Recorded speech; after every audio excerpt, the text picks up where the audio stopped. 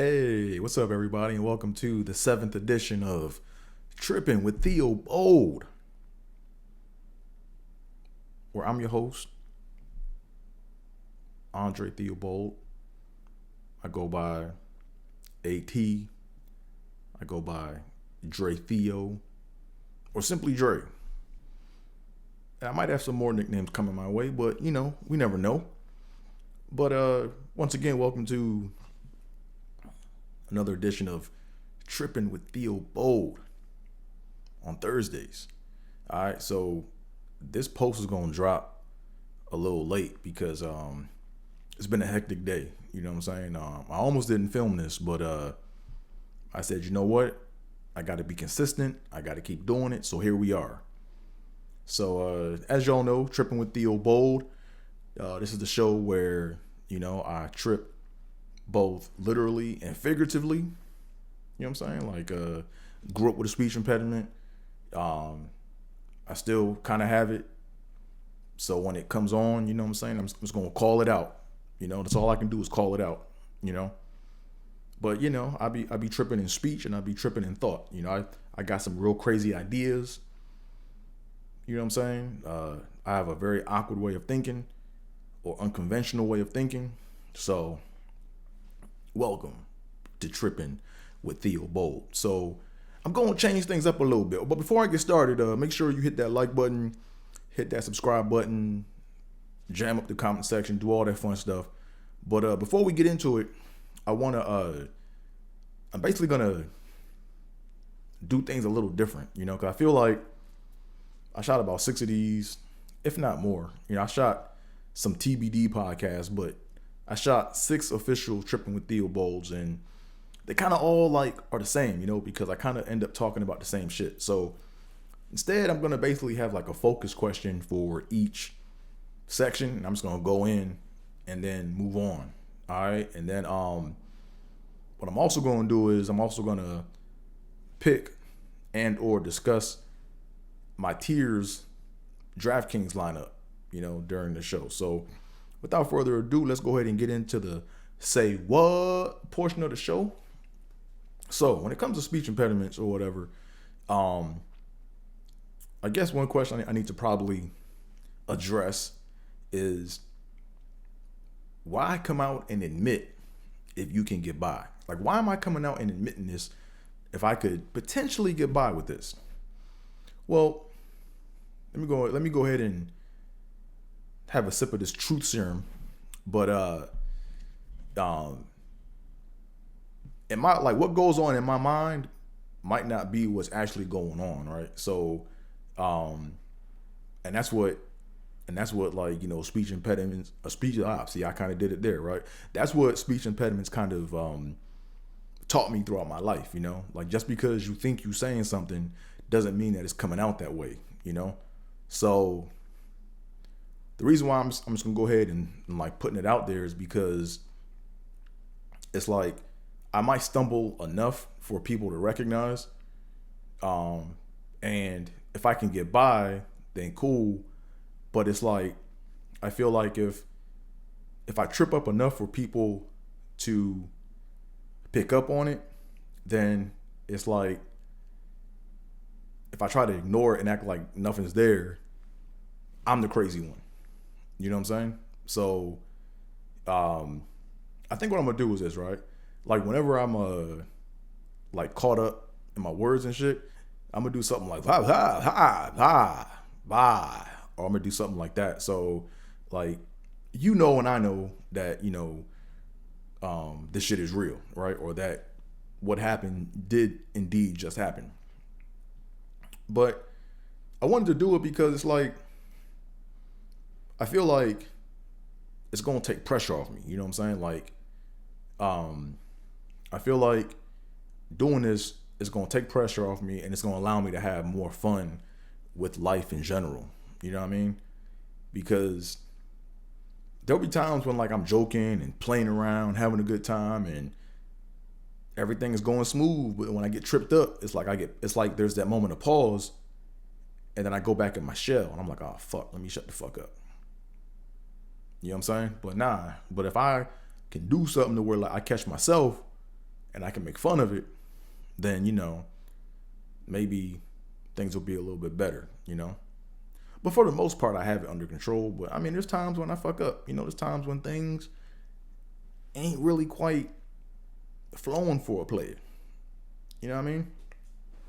But then on the flip side, I guess the fear is if I get too comfortable around people, will I really, really start going bad? Because the thing I've noticed is that when I'm talking with strangers, or if I'm talking with people that I just met and I kind of know, I feel like I'm extra cautious about my speech and shit because I didn't pick my nose. My nose just itched. See, every time I get on fucking camera, man, my nose itch and shit, man. I know I got a theory, man. I got a theory that whenever you start recording, the recording gods come out and start fucking with you and shit. You know what I'm saying?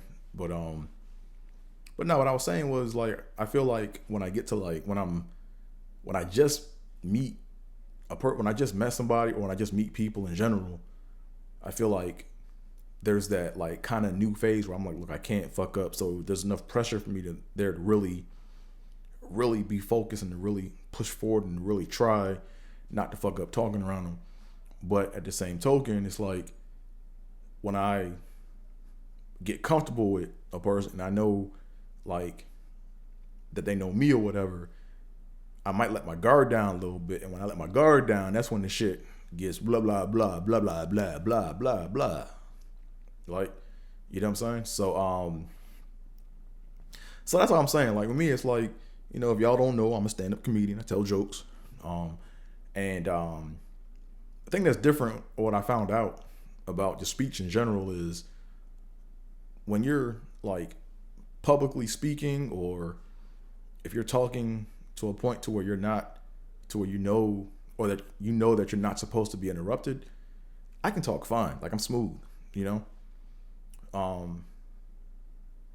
I'm smooth. I'll take that back. I'm smooth and I'm fine when I'm talking about things that I want to talk about. But when I'm like talking about technical things, or when I'm at work and I have to give a presentation, I don't like have like, stutters or nothing like that, but it's like weird. It's like there's like a lot of dead space, and I feel like with the dead space, it causes me to like rush and go and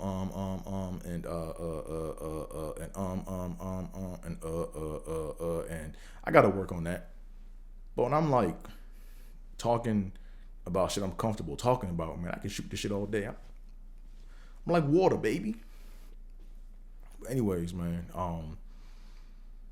but I want to do something to where it's like, so I kind of want to get out in front of shit, right? So if I'm ever like shooting a special or shooting something, or if I'm on stage, I want to be at a point where if it happens, it's not going to derail my whole set. Like it's going to make my set like, it's going to be like steroids for my set, Like when it happens, I want to be able to like spring off of that shit and jump even higher and have even more fun, Right? Because I don't want to be walking on eggshells my whole set, and then I stumble on a word here, and now I'm like, oh shit, if I stumble here, now what? And then if I stumble for real, then it's like, because I noticed that one time, what I noticed, like believe it or not, I think in all my times of getting up on stage, like open mic shows, and it's been a lot. I probably got up. I wouldn't be surprised if I got up at least 1,000 times in my career. I've lost count. Like I really don't count how much I get up on stage. I just know I just do it, When I get on stage, it's like a different energy, It's a different feeling, So like when I'm on stage, I feel like I'm not even really worried about like messing up in speech. I'm more worried about getting like parts of my joke like mixed up or out of order, or I'm worried about stepping on my laughs, because a lot of times you might get up there and kill, and when you kill, you gotta learn how to like not step on your laughs. You gotta learn how to bathe in the laughter, Because sometimes when you see, I did it right there. But because sometimes when you know get on shows and do shows and shit, the thing I've learned is, you know, when you see when you get a time to do only like 3 minutes and you murdering, it's like you're trying to still get through your material because you ain't done yet, you know. But sometimes, you know, if people are laughing that hard, you got to know how to be like, you know what? Hey, y'all been a fun crowd, man. I didn't even get through all my shit. Maybe I can finish next time. Put the mic in the mic stand, get off stage, right? Or if you don't get the light, you know, take your time and finish through that shit. Because here's the thing, right? You have people who are experienced that run the show, right? Like you have experienced people that run shows, and you have unexperienced people that run shows, right? The experienced person is gonna know that if you in the zone, they gonna give you a little bit of extra time, you know, because it only benefits their show. But the unexperienced person that's running the show, they're gonna be in a rush for everyone to stick to their time, and then they're gonna be a dickhead when it comes to your time. So you gotta learn how to like play, you know, both sides of the fence. So, but anywho, where was I? I didn't mean to get into, you know, comedy talk. I just meant to stick about speech talk, you know. So, like like I said, I want to be at a point where if it does happen, like I can springboard off of that shit, and now I'm in a whole nother dimension, you know.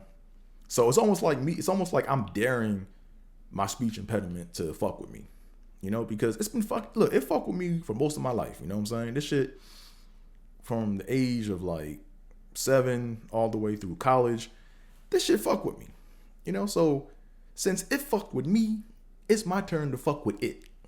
That's how I look at this shit. You know what I'm saying? You made me uncomfortable, so I'm making you uncomfortable. So that's how I look at this shit. You know what I'm saying? You don't get mad, you get even. So, you know, this is where I'm at right now. This is what I feel like the universe is telling me to do, you know? Because I don't want to be in a situation where, because see, the number one reason I got into comedy, man, is to be free, you know? That's why I got into comedy, man, is to just be free. Like, I really, like, I got a dose of that freedom early on, right? Like the first time I ever got on stage was 99, Temple University, you know, Comedy Central, whatever, funniest person on campus contest shit. And I remember I was so pent up, you know, and I was so tense that when I got on stage and this shit just came out, nigga, I was like, man, this is an intoxicating feeling, man. Like I don't want this moment to ever end. Like that's what it felt like. Like the first time I got on stage, man, I was like, man, I don't want this shit to ever end. It was like everything was just, it was like we were all on one accord. They were all inside my mind and they were agreeing with the shit that I saw. You know? So,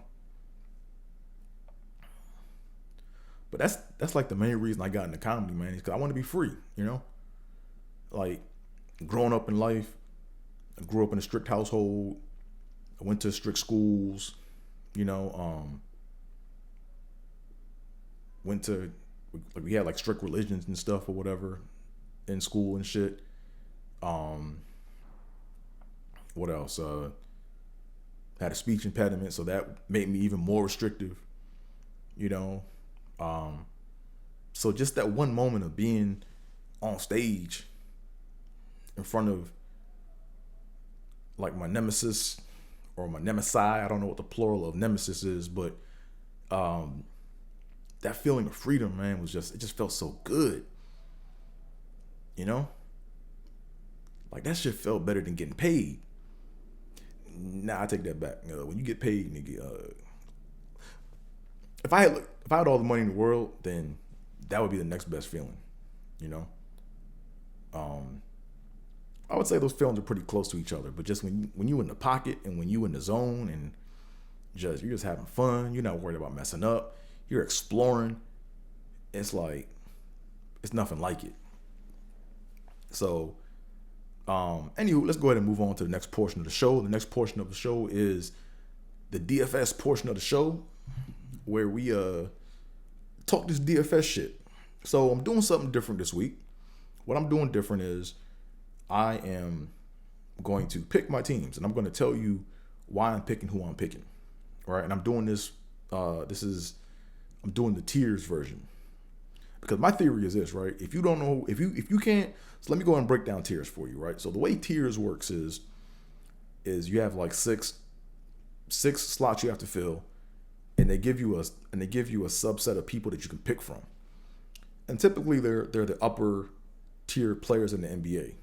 So if you pick someone from tier one, it might be like three players, right? It might be like a Jokic, a Russell Westbrook, and Luka, right? And then tier six is like maybe like a John Wall or what's the center on the Pistons name? Or not the Pistons, but is he on the Rockets or whatever, right? But you get the point, right? So there's more people to pick from the lower tiers you go, but you're only picking from like maybe like 8 people max per tier. So my theory is this: if you can't get them motherfuckers right, you don't need to be playing with the cash game shit. You don't need to be playing with no salary because if you can't pick the big dudes right, all you're gonna be doing is wasting your time picking the bums. You know what I mean? So I'm improving myself. I'm improving on this. So let's go ahead and get into it. So for tiers, now let me go ahead and warn y'all. All right. So my contest starts in about 4 minutes. All right. So yeah, my contest starts in 4 minutes, and or in 3 minutes. So I've already picked my lineup, but I'm gonna go ahead and just kind of give you the rationale as to why I picked each player. Okay. So let's go ahead and start with tier 6, right? So with tier 6, I went with Devontae Graham. And I know it's gonna do some weird shit because whenever the contest starts, they're gonna not let me see like my lineup for like maybe a few minutes or whatever. But we'll just play it by ear. But I went with Devontae Graham in tier 6 because his last game he put up 39.8 fantasy points. And me, I follow trends, right? I look for trends or I look for anomalies. All right. So basically, as we all know, Melo Ball is out. So Devontae Graham and Scary Terry gonna be hooping. But for the past 4 games, Devontae Graham has been in the 30s. And he hasn't been doing that like all season long, right? So I'm going with Devontae Graham. I feel like he's probably going to crack 30 or crack into the 40s, right? That's what I'm thinking based on the data trend. Tier 5, I went with Colin Sexton. Now, I went with him because he put up 30.3 fantasy points last game. And when he puts up around 30 fantasy points, he follows it with a 40-point performance, right? So if you look down here, back when he played at Houston, he put up 33. The next game against Philly, at Philly, he put up 43. At Miami, he put up 29.3, which is roughly 30. The next game, he went to Miami and put up 40. In San Antonio, he put up 39.3. Went to Toronto or played Toronto at home and put up 49.8. So you got to play that. So I'm going Colin Sexton. And then who else I got? I went then at tier 4, I went Jamal Murray, right? So this was like a tricky tier, right? Like I remember when I was going through this tier, all the players or whatever, I don't think anyone in tier 4 is going to crack 45, right? So last game, Jamal Murray put up 52. And he put up 51.5 before at home versus Chicago. But the following game, he put up 40.3, right? So I don't think I think 40 is going to be the high. So I'm hedging my bets on that. So is what it is. And also, I think he had the best ranking of all the players that he's playing against, right? Because even though he's playing against the Clippers are ranked 14, or I think their opponent rank is like 14. So I'll go ahead and I'll take my odds with that. Then we got Bam Adebayo. Oh yeah, I went with Bam because why'd I go with Bam? This was gonna be kind of risky because Bam consistently puts up like 43 fantasy points a game. But here's the thing, right? He'll go on a streak of like 40s, and then he'll fall off. Like he fell off against Atlanta and put up 17. But that was like an anomaly, right? That really was. I think he got hurt or something that game. But what else we got? So last game he put up 41 and a half at Indiana. He's playing Golden State at home. And he can follow a 41.5. Yeah, so see right here, 41 and a half at home against Indiana. Then the next game, back-to-back against Indiana. Well, it wasn't a back-to-back. It was like a 2-day gap. He put up 54 points. So I need 54 out of Mr. Adebayo. And let's check the gap, right? Ooh, I fucked up. Well, no, I didn't fuck up. So I look for gaps too, right? So he had a gap is when, I look to see like or not the gap. I look for a frequency at which a player puts up a certain amount of points, right? So I wanted to know if he ever put up 50 points on an interval, right? So for example, on day 1 he put up 50. Day 2 he may have put up like 40, but the next day he put up 50, right? So he did that once. So that means he can do it again, right? So I'm feeling pretty good about Bam putting up mid 50s against Golden State. Then what else we got? And then tier 2, I almost passed this one up, but I had to read into the news a little bit, right? So Kyrie just went off last game at home against the Rockets. He put up 60.5 fantasy points. And that was probably like the most fantasy points he put up in the past like month. Like that's his high for the month, right? So that's an anomaly, right? So you can kind of say that's an anomaly. So he might do something crazy tonight. So you got to take the odds with that. But he put up 58 and a half at Orlando, and he followed it with 51.8, right? So he can hang up in them 60s. But the real reason why I picked Kyrie today was because James Harden is out, right? James Harden got a hamstring issue. So I'm like, with them new Nets being there, Kyrie, I think it's on him, right? And he's playing against Charlotte, you know what I'm saying? Now I think if Melo Ball was there, I think Kyrie would go even harder because he's trying to like show that it's his league and it's gonna be a while for Melo to take over the reins. But I'm feeling good about that pick, right? So I'm gonna go on a limb here. Right? I'm gonna say that Kyrie Irving puts up at least 75 fantasy points tonight. That's my Theobold prediction. Kyrie Irving is going to put up 75 fantasy points. All right.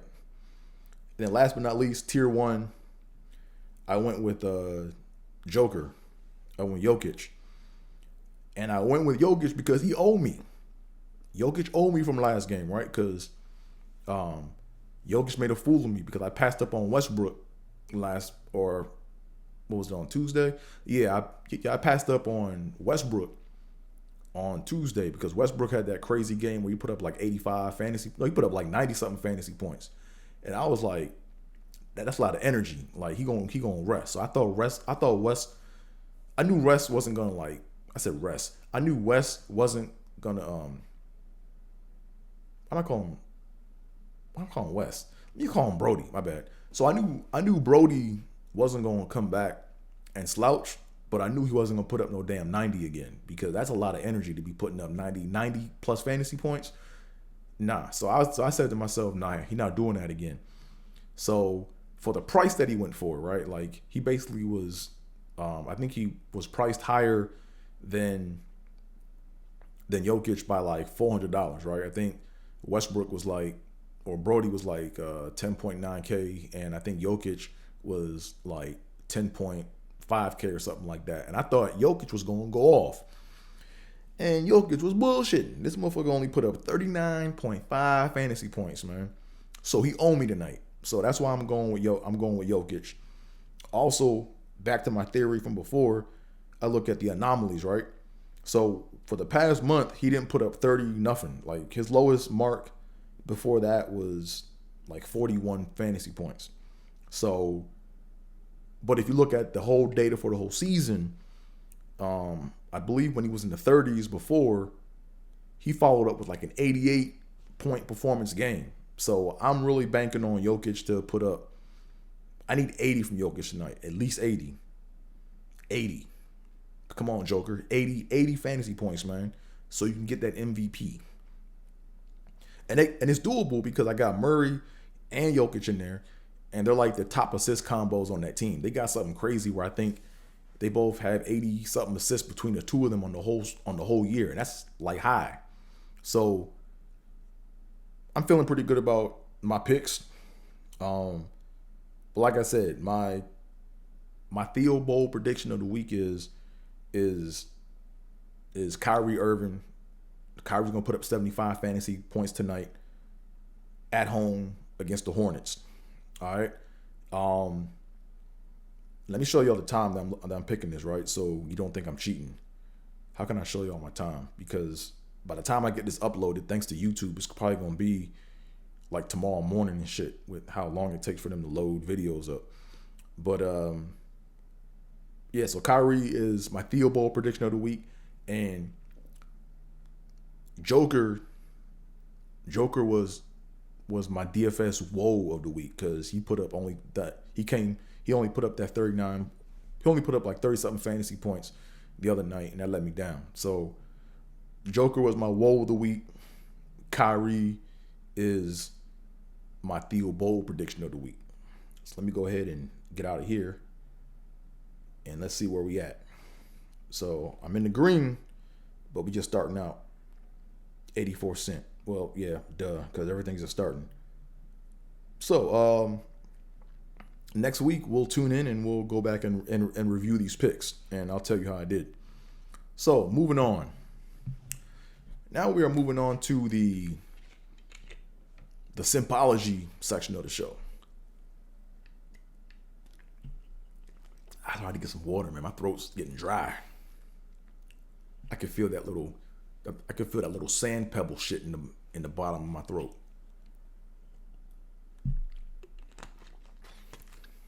I don't want that shit to blah. I just did it right there.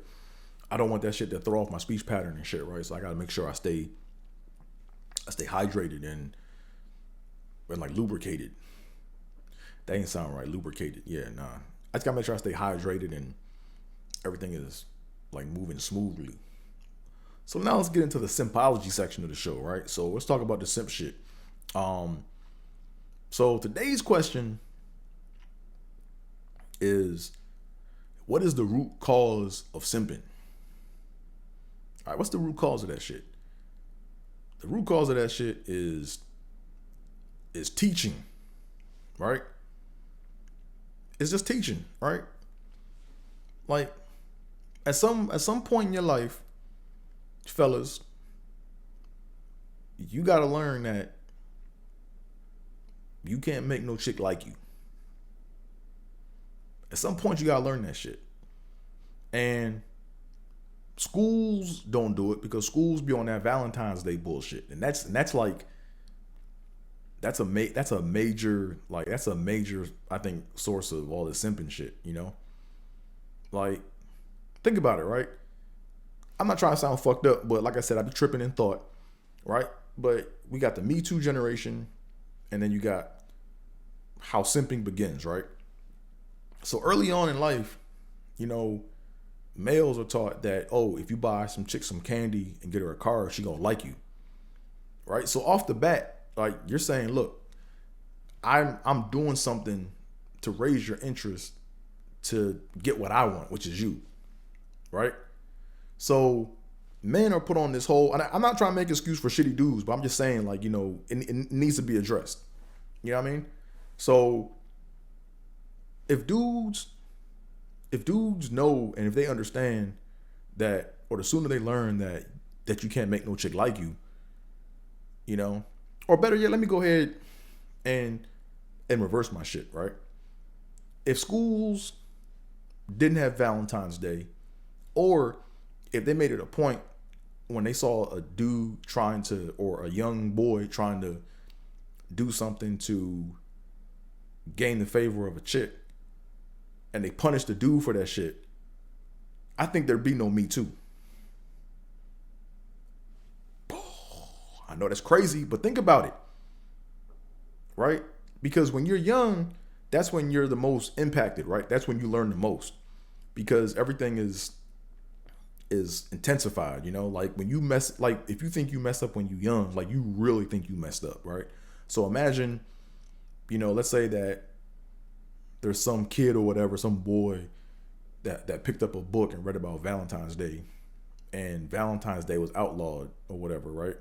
And he came to school trying to like make cards and candy and shit for a chick, and the school like made him go to detention, and he got scolded.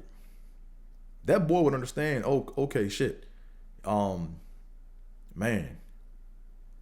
Eventually, I think he would learn, man, I'm glad they did what they did, because there's nothing I can do to make this chick like me.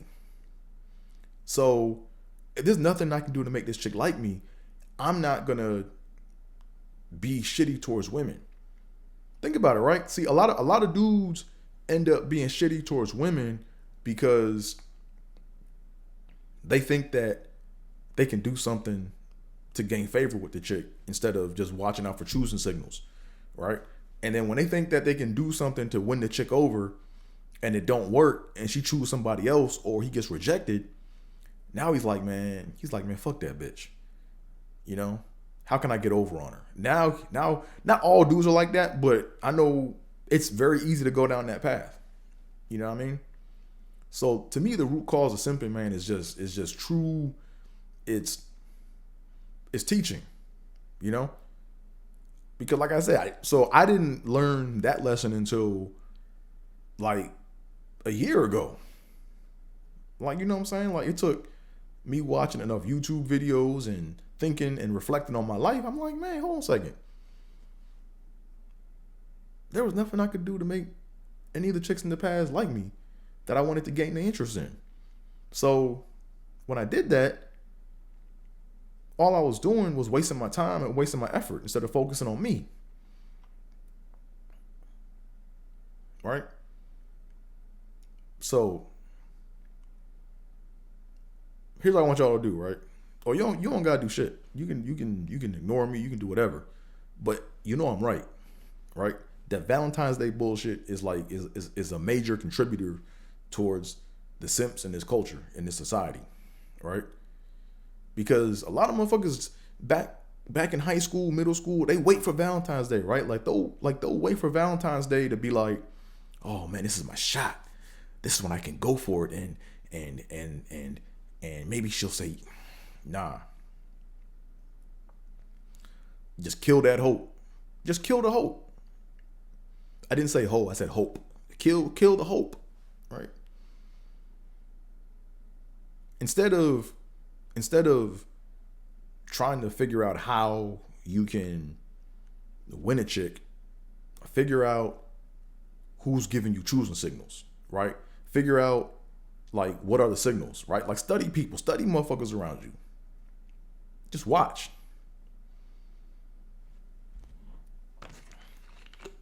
So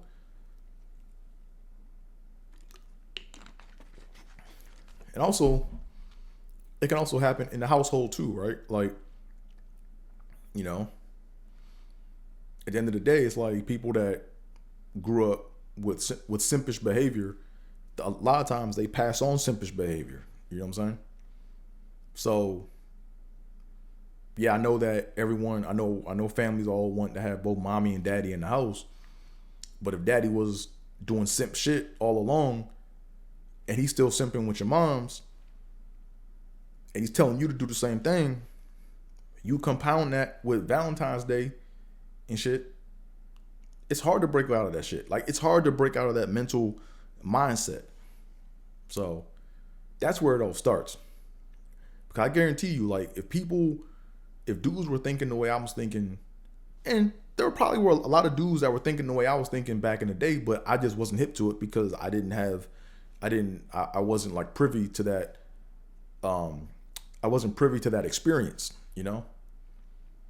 Like cause like growing up, my whole thing was I was trying to be good. Like I was taught, hey, if you're good, if you do what you're supposed to do, when you're supposed to do it, the time will come when you can do what you want, when you want, right? Which is bullshit, right? That's just a little saying or a belief that keeps motherfuckers enslaved, right?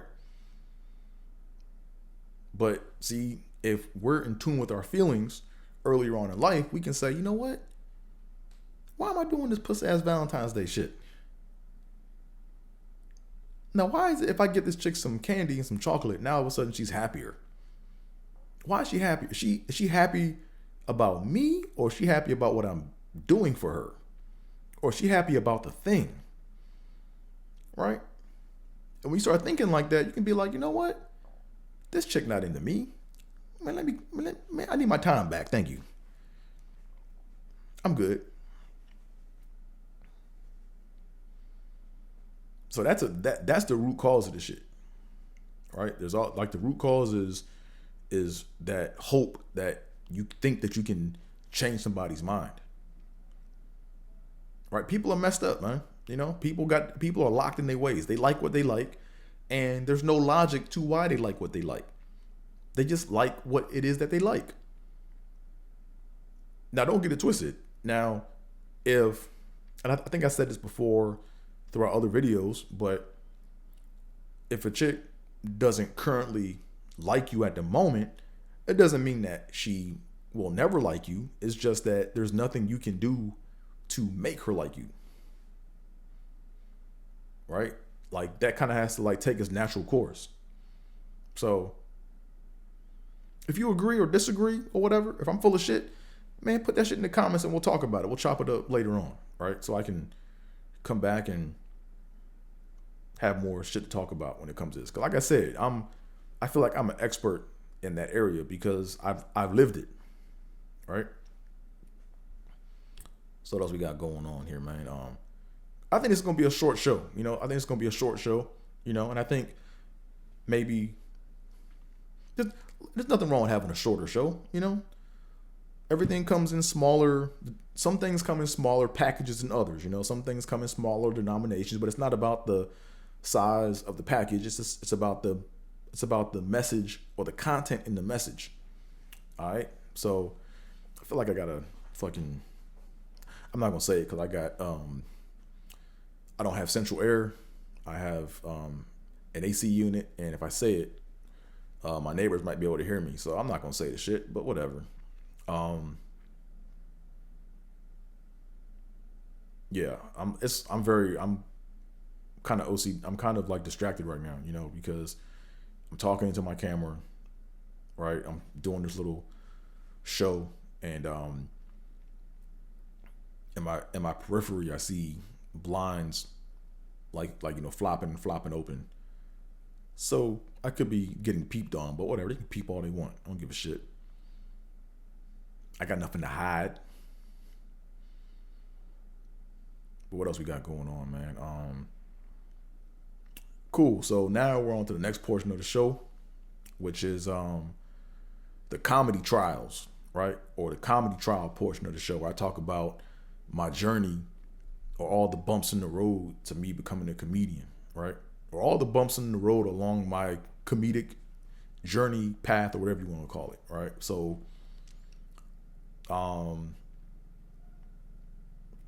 man, my throat getting dry. I'm working these vocal cords today. Man.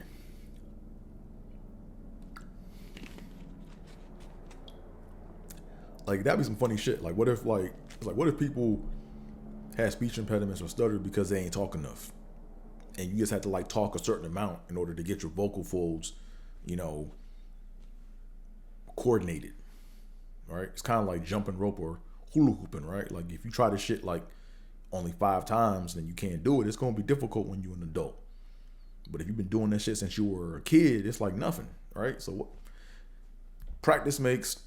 So I'm taking this. I can't. I don't want to go into that because I don't want to expose who I am on this other platform. But whatever. Hey. Okay, so comedy trials, right? I need a better name for this portion of the show because comedy trials is, it's not catchy, you know. I'm trying to think what should I call it. I want to personalize it, but if you have any ideas, put it down in the chat. I'll consider it. But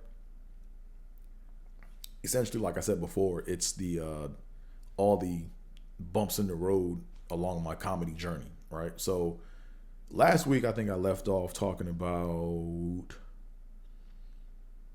Oh yeah, last week I talked about my first open mic in Iowa. So this leads us to the freeze up. Yes, the freeze up. Man. I can't believe I'm telling y'all motherfuckers this shit. Man, the freeze up. Oh man. Let's get into it. So at my home comedy club when I was in Iowa, they only had one open mic a month. Right? It was on Thursdays at 8 o'clock. And you had to sign up by like 7:30. And it was, like I said, it was once a month. And they were slick. Like what it was it was a promotional piece for them to get more people. Like, see, they were trying to sell you hope, right? They were trying to sell hope so they could get more people to come to the clubs and stuff, right? And if everyone thinks that they funny and you got friends that want to see if you're funny or not, right? Then they'll come check you out. And it's like they're getting a free show because you're buying liquor, you're buying alcohol and stuff. So it's like they're getting all the benefits of having a show without having a show, right? Or it's a show but without the professionals, right? So oh man, so it was I think it was like maybe like my third mic, right?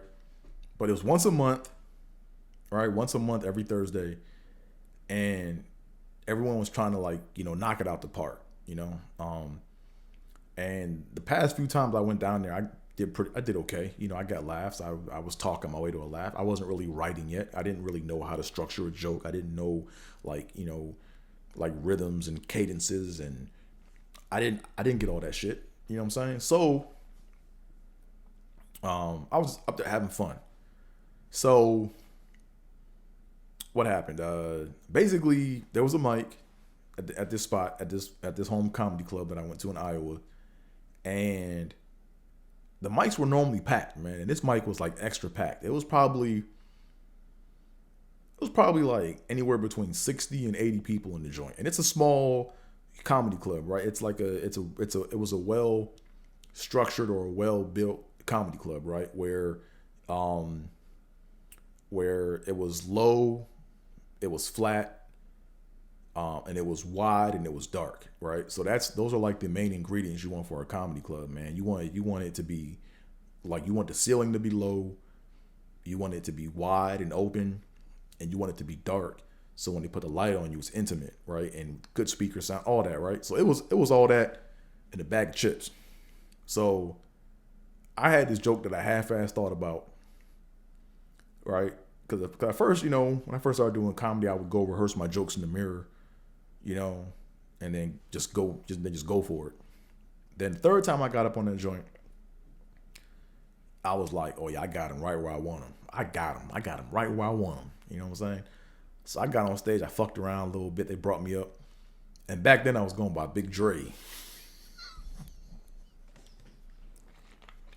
I was going by Big Dre back then. I don't know what that shit was, man. I don't know why I came up with that name, man. But that shit was corny as fuck. Big Dre. Like, what the fuck is Big Dre? But anyways, oh man, that shit was hilarious.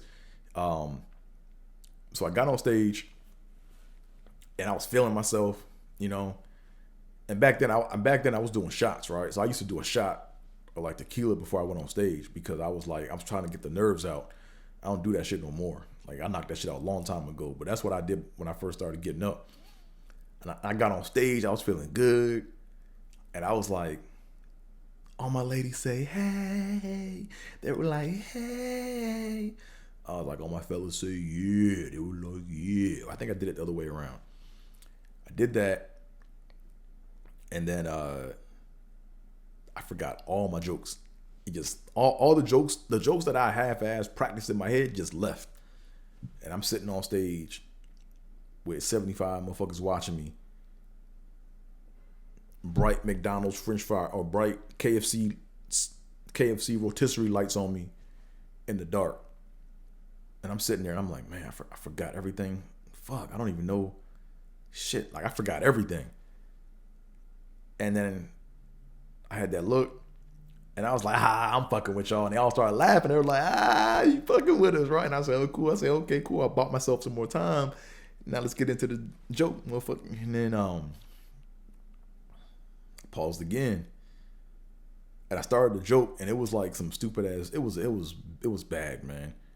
And then I started it, and then I was like, man, and nigga, I was quiet. Not a sound came out my mouth for like the whole set, for the rest of the set. I think I was quiet. It felt like so we only got 3 minutes. It felt like I was quiet for like 2 minutes, but it probably was like less than that. But it was like bad, man. I froze up. And there came a point where I just didn't know what to say. And I was like, man. And then that look of happy and foolishness turned to a look of just like panic. And I got the light in the back. I put the mic in the mic stand, and all you heard was scum dum dum dum dum dum. Put the mic back in the mic stand. I didn't even say my name. I didn't even say thank you, good night. I just left the stage. And man, that shit was embarrassing. So not only that, but I had to wait a whole month to get back to redeem myself. So there was extra pressure on me to not do the bullshit I did before. And the next month I came back, a lot of the same people that were there last time came, and they saw me there, and they were like, hey man, are you going up? I was like, yeah. Are you okay? Like, are you okay to go up? Like, they were like legit concerned. Like, they were like, if you need to talk to somebody, let me know. But oh man, you're going up? Hey man, best of luck to you. But if you need to work things out, just like they were talking to me like I felt like a patient and shit. I felt like they were talking to me like I was a patient. You know what I'm saying? So that added more pressure on me for the next set. And when that happened, I actually had more prepared material. I got through my set. You know, it wasn't no killer material, but I got through the shit, and that was a road bump. You know what I'm saying? So, I think that's why even now to this day I have like this like fear or like paranoia of forgetting my jokes. So that's why like I'm always like running my jokes through my head. Like, you know what I'm saying? Like, especially when I'm getting ready for a performance, I'm always running my jokes through my head. I'm making sure that I'm present. And it's just that fear of forgetting my shit, you know? But shit happens, you know, and you gotta be able to learn how to play off it, you know? So I feel like excuse me, I feel like I have enough experience in the game to where if I did forget my set, I could fuck around, or I could not fuck around, but I could riff until I came back to that point. But it hasn't happened in the past like 10 plus years with me doing comedy. So knock on wood. So that's the freeze up story. So the next story for next week, I'm trying to think of the next road bump that I had. I'm trying to do it in chronological order. I'm trying to think like what was the next road bump. I'm not sure if I should talk about, because there's 2 bumps that came up next, right? The next 2 bumps were, but I forgot the order in which they happened. Um, there was there was the local comedy contest, right? It was the king and queen, or the king or queens of comedy in Cedar Rapids contest, and that first contest was definitely a bump in the road for me. Um, was it that, or was it the show with the celebrity, right? And I'm gonna say celebrity because I don't want to give the person's name, and I don't want to. I'm not really big on name dropping like that. All you need to, yeah. So I'll probably, it's gonna be one of those two stories, because those two stories were like kind of like back to back, or they were kind of they were like kind of close to each other. But I'm trying to think. Uh, no, you know what? It was the show with the celebrity that came next, because um I because I basically froze up. Yeah, that's what it was. I froze up the month before I got asked to do the show. No, I got asked to do the show before I froze up. But when I froze up, it was like I had to redeem myself to continue down that path. So the next show is going to be, and it's going to be a longer show, because I'm actually going to go into details on what happened, because it's a pretty long story. So um, I'll probably take up the full hour next time, and I'll probably take up most of the time telling it. But the next one, just it's going to be about uh, I don't know. I don't know what I'm gonna. I don't know. I gotta sneeze and I'm stuttering and shit. What the fuck? I never had that happen, man. That's the first time ever in history where I was like caught up in my words, trying to gotta sneeze and shit. Blah. Right. So, anyways, yeah, the next week's show, I'm gonna talk about I was gonna call it the Celebrity Conundrum Show, right? And it was nothing with the celebrity. It was just everything around it that happened, and it was a bad show. But that was my first show. So, with that being said, what I got on my calendar for next week? Not a goddamn thing. Yeah, I'm probably just gonna be doing some Zoom mics. Probably gonna be working out some jokes at home. I'm still waiting to hear back with what's gonna happen with this contest I did. I advanced, but I don't know the particulars of what's coming next. But when I do know, I'll definitely update it or let you know in the next show, or when I do know about it. So without further ado, or not without further ado, why did I say so? Without further ado means you're about to bring on some more shit, but I'm not doing that. So with all that being said, thank you all for tuning in for the 7th edition of Trippin with Theobold. You can find me on all forms of social media at AT is where it's at. Like I said, we do this every Thursday, so tune in and make sure you like the button, tell a friend, subscribe, all that fun stuff. Add some comments, heckle, do whatever you want in the comment section, because I got everything. I got the free comment section. My shit is, you can say whatever you want to say in the comments. It ain't gonna affect me. I probably heard worse, you know. But yeah, do all that fun stuff. It's been fun hanging with y'all. Check back next Thursday. And with that, I'm out of here. Peace.